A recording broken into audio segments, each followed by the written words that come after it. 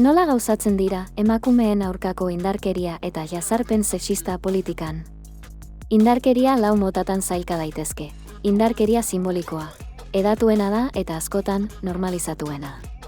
Adibidez, emakume hautetsiei buruzko jarrera eta komentario paternalistak, beren ekarpenei balioa kentzen dietenak.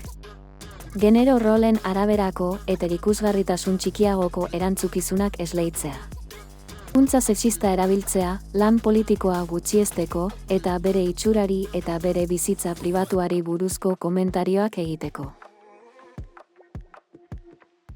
Irainak eta gorroto mezuak, deskalifikazio pertsonalak eta jardun politikoari xantaiak, larderiak, derrigortzeak, informazio pertsonala eta familiarra zabaltzea.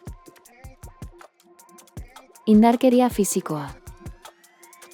Osotasun fisikoaren aurkako mehatxuak, ukituak, bultzadak eta abar. Indarkeria eta sexu jazarpena. Komentarioak edo txisteak itxura fisikoari, identitate edo orientazio sexualari, lekuz kanpoko iradokizunei, nahi ez diren ukituei, jazarpen sexual eta sexistari eta abarri buruzkoak. Indarkeria mota horiek guztiak sare sozialen bitartez edo aurrez aurre gerta daitezke.